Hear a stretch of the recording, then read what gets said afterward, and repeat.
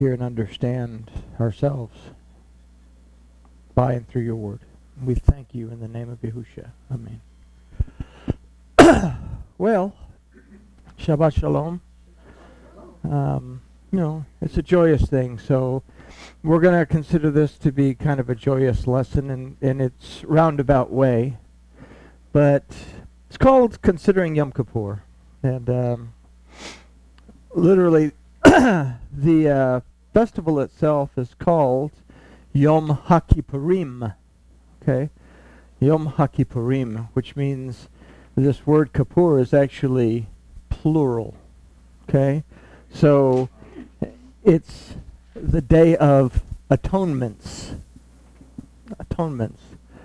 And if we consider that from a very personal point of view, we need to, it's absolutely critical that we understand that we don't just have one thing that we need to fix on Yom Kippur.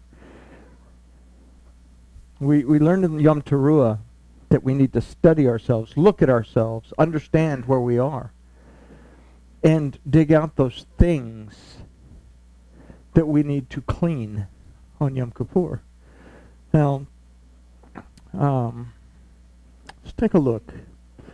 So we've considered that we must not only view Torah from its topical position, but also from its deeper application point of view. Now, Yom Kippur, which we will meet Wednesday because it's Yom Kippur, we will look at the mechanics of Yom Kippur. We'll consider the Torah portion that's read on Yom Kippur in most synagogues is Leviticus 16, the Azazel, the two goats.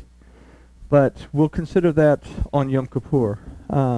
Today, we're going to consider the scriptures pertaining to Yom Kippurim from a deeper spiritual perspective, one that will hopefully open our eyes to consider ourselves from a deeper spiritual perspective as we enter into the time of Yom Kippurim. Something that David sang that kind of hit a note is, I'll worship you in spirit and in truth. Well, what does that mean? What is it to worship in spirit and in truth? Yahusha says the Father is seeking those who will worship him in spirit and in truth. I'm going to worship. What is worship? What is worship? Is it to listen to the music and dance and pray and all this stuff? Worship is to develop a deep personal relationship and communication with Yahweh Elohim. It's as intimate of a relationship as my relationship is with Trina. That's worship. But he's looking for people who will worship him in spirit. But you can't worship him in spirit if you don't have truth. Okay? It's very important for Yom Kippur. All right? So we're going to look at several verses. We're going to concentrate on Vayikra 23:27 because the balance of the verses after that deal primarily with the importance of keeping this as a Sabbath, stopping. Okay, in fact, it's mentioned more times to stop for this particular feast than it is for any of the other feasts. In fact, 4 verses are devoted to telling you, hey, it's a Sabbath, it's a Sabbath, it's a Sabbath, stop. Okay? So let's look at verse 27, Vayikra, or Leviticus 23. Also on the 10th day of the 7th month is the Day of Atonement. There will be a set-apart convocation for you, and you shall humble your souls, and you shall bring an offering made by fire to Yahweh. Okay?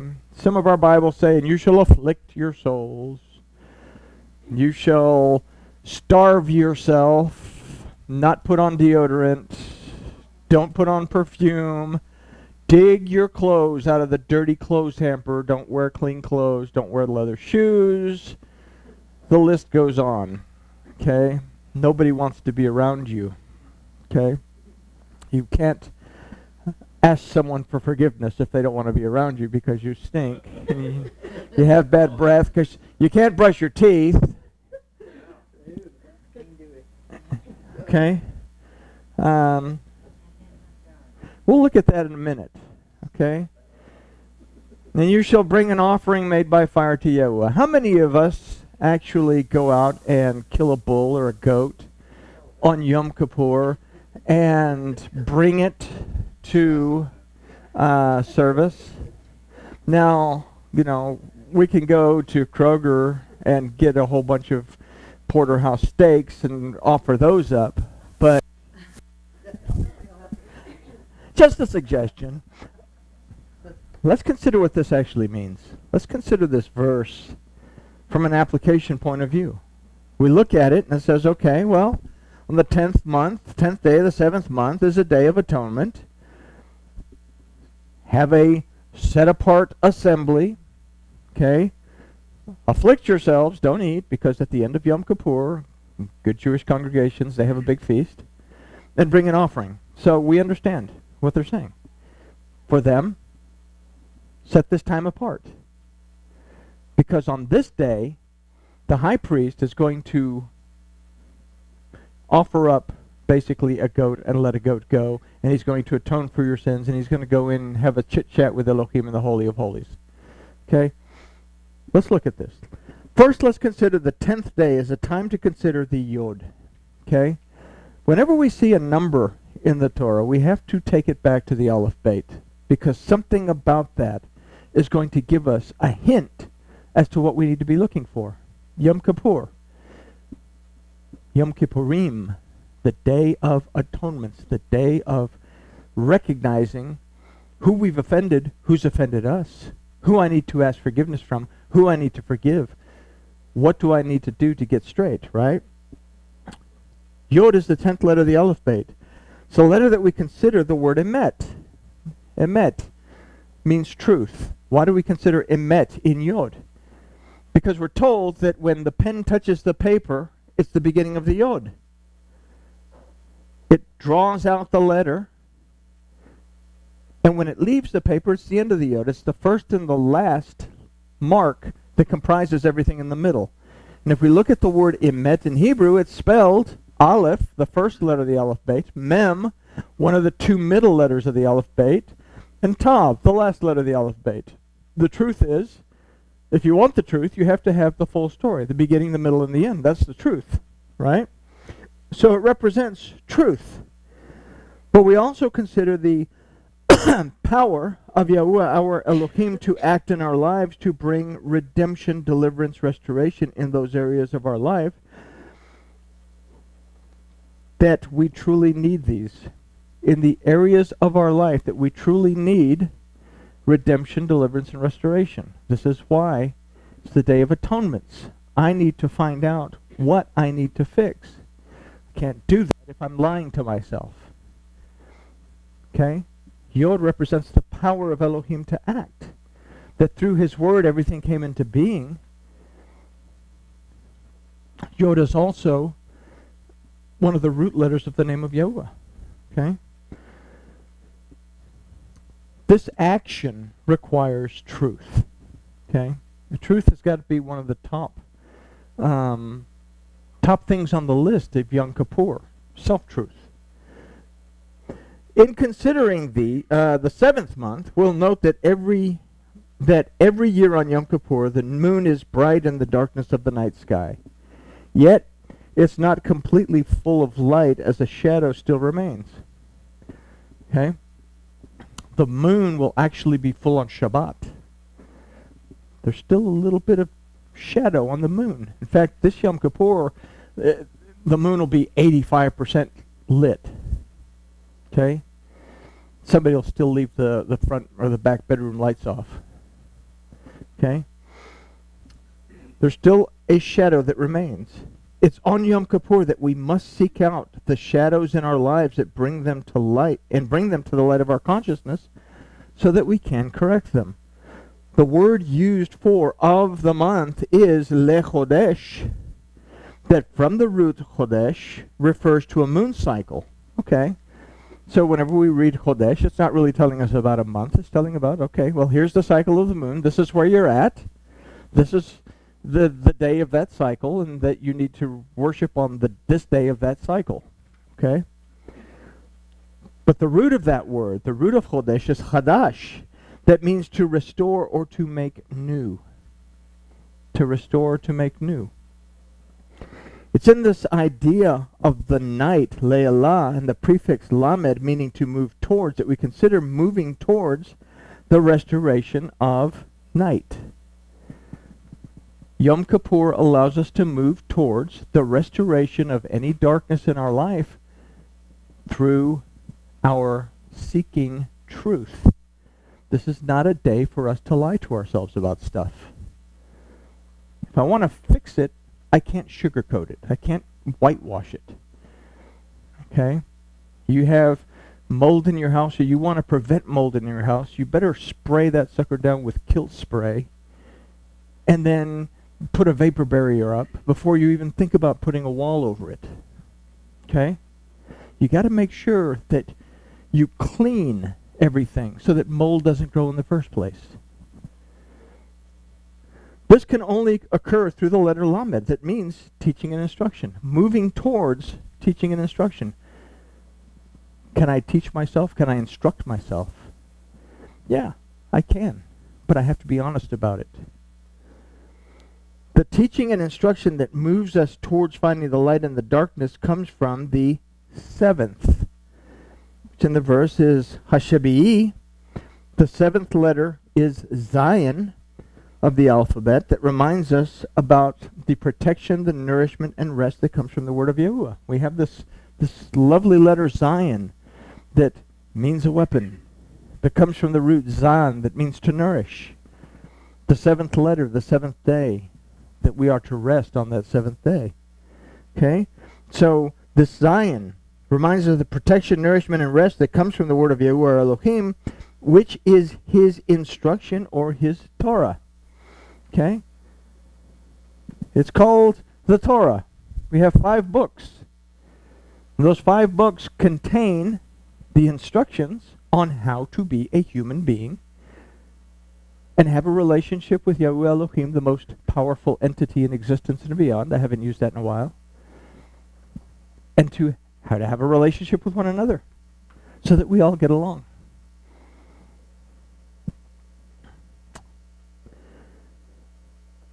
This teaching and instruction moves us towards finding the light in the darkness.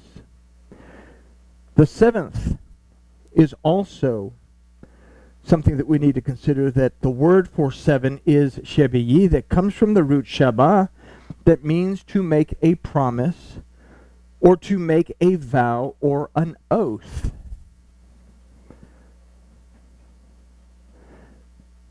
So if we take it from the point of view of being one of Yahusha's Talmudim, okay?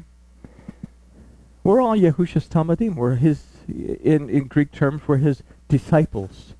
Talmudim and a disciple are 2 different things. Talmudim is a Hebrew Aramaic word that means someone who learns and applies what they've learned. Whereas the word discípulos is simply someone who studies. Doesn't necessarily learn, doesn't necessarily apply what they learn. Hebrew is an explosive language. Tells us a lot of things. But if I'm a Talmudim of Yahusha, then I need to learn and apply what I learn. Okay? So, Yahusha's Talmudim, if we are that, we have to reflect on our acceptance of the bread and the wine at Passover. That's where the oath begins for us. Okay? There's also a couple of things in that we have to consider at Passover. But at Passover, it's a wedding feast. The groom offers the bride a piece of bread. He says, I promise to take care of you. I promise to provide for you. If you accept it, say yes, and I will dedicate myself to taking care of you. She accepts it. She says, sure. Where's the Neiman's card? Then he hands her the wine. I dedicate my life to you. I will die for you. She accepts it. She says, sure, I'll take it. Where's the life insurance policy? Okay? The husband dedicates himself physically, fully to his wife. every aspect of his existence.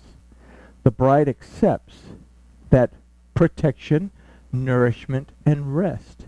Yahusha was the Word. I accept the protection, nourishment, and rest that's found in the instruction of Yahuwah Elohim. I accept my relationship as the bride with my husband, who is my Elohim. Okay? There's also something that we have to consider, or a question that we have to ask. Are we really committed to the relationship that we agreed to have with Yahuwah Elohim by and through His Word, and in unity with Him, once again, by and through the blood of Yahushua Tatav? Are we fully committed to the relationship that we have that Yahushua paid for with His own blood? Am I fully committed to that relationship? A question that I ask now on Yom Kippur. Because I have to answer two questions. The second consideration of an oath is that we have to consider the choice between saying, after the children of Israel had heard Moses saying, you're going to go to the mountain, Elohim's going to speak to you, and they say, oh, everything that Yahuwah Elohim says, that we will do. And they go to the mountain, and like we said, there's thunder and lightning, very, very frightening me. That's getting old, but I love it. It's still fun. And when they hear that, they don't focus on the voice in the shofar. What Ed says at the beginning when he blows the shofar, in that blessing, is Leshama kol shofar, to hear his voice in the shofar, perceive his voice in the shofar.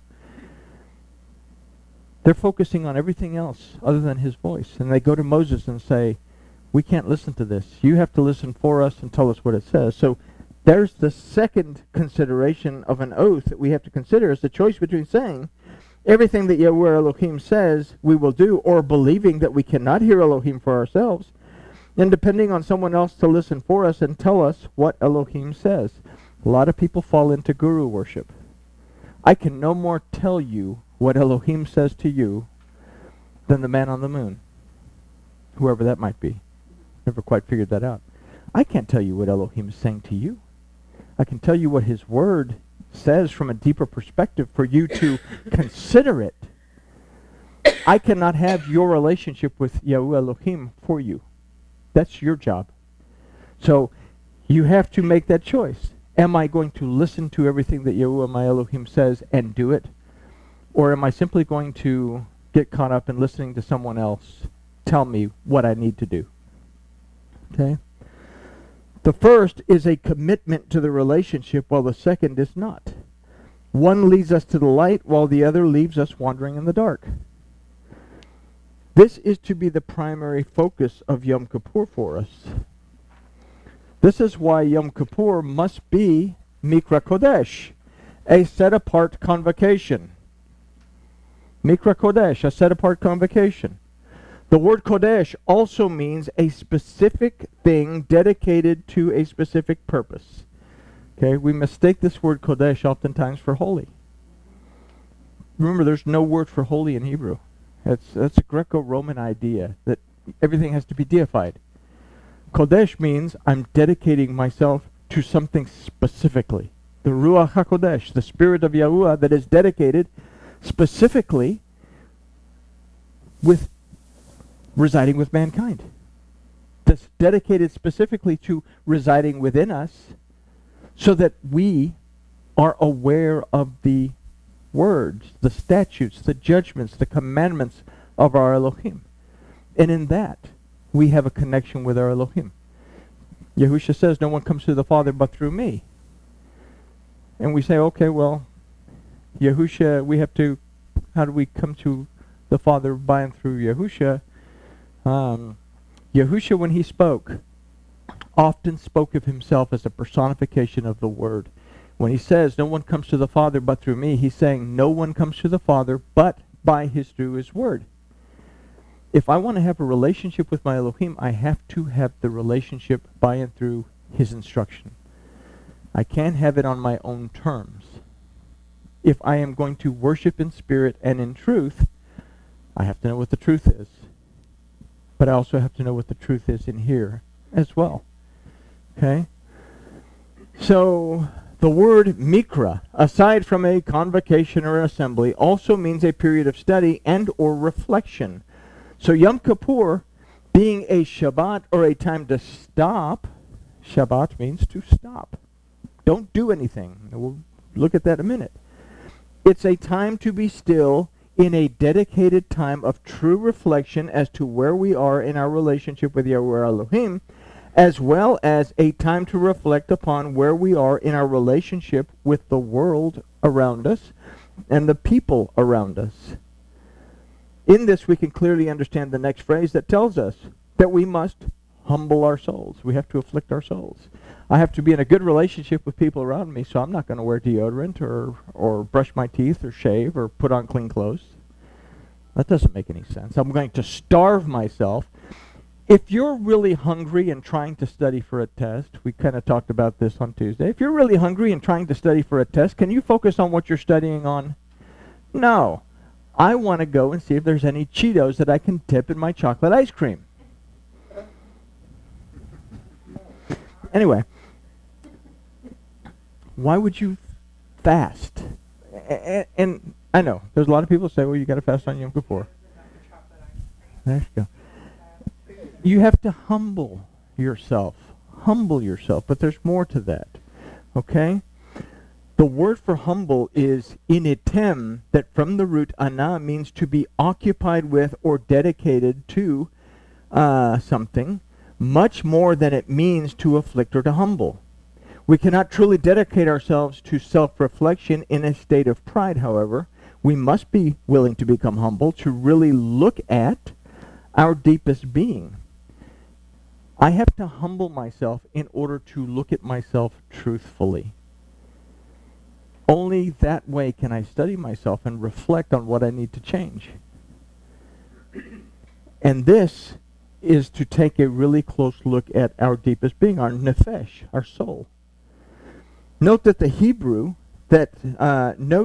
the Hebrew that this can only be done through the et. If you look at the Hebrew verses on the previous page, but it says ve'initem et nefeshim, or nefeshetechem is actually what it says. Only through the et, only through our desire to shema and shema. Only in our desire to perceive, discern, understand, obey, apply, and be content in the word of Elohim. And then to shamar, to guard, protect, observe, and treasure the Torah, the covenant that we have with our Elohim. Can we truly, truly explore where we are? This can only be done in an offering made by fire to Yahuwah. So see there, we have to bring the ribeyes. And they have to be grilled. Oh. Okay, so the word for an offering made by fire unto Yahuwah is vehikaravetem ishsha le Yahuwah. So we have this long word, vehikaravetem, that comes from the roots karab, that's a lot easier to say, that means to draw close to or to bring near.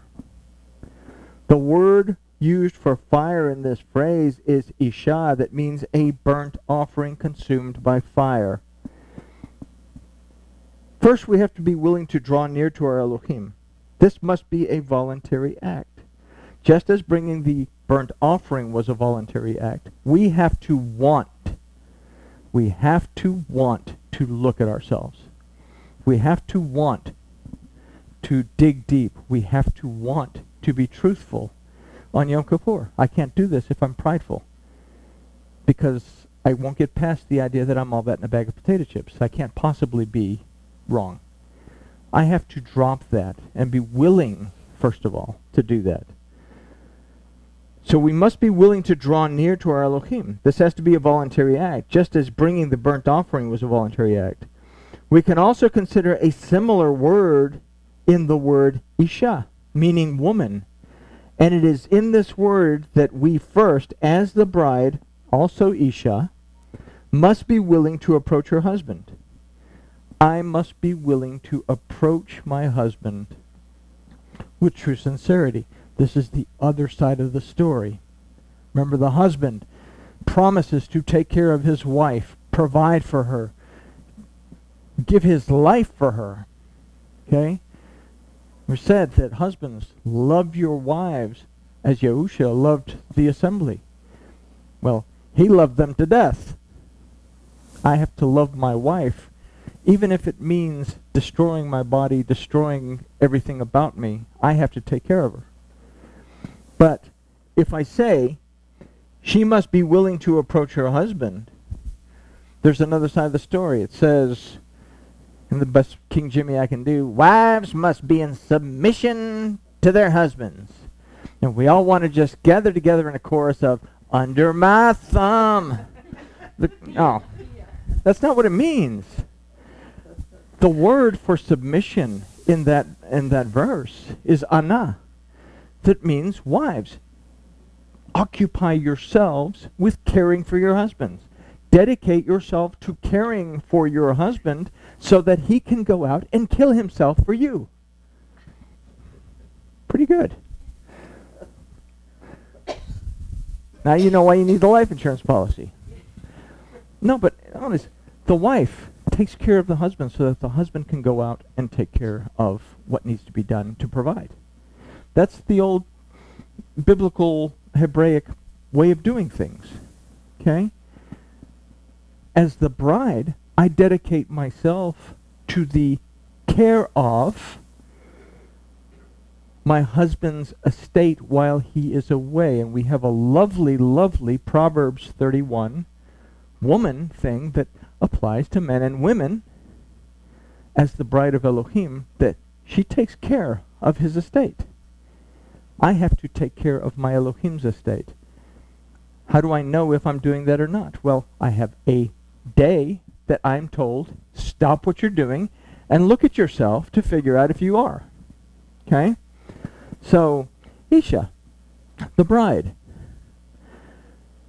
must be willing to approach her husband. Secondly, we must approach Yahuwah Elohim in spirit, absent of our carnal inclinations. If we look at Isha again, Isha is a representation of our spiritual side, whereas Ish, the man, the male, the husband, is a representation of our physical side.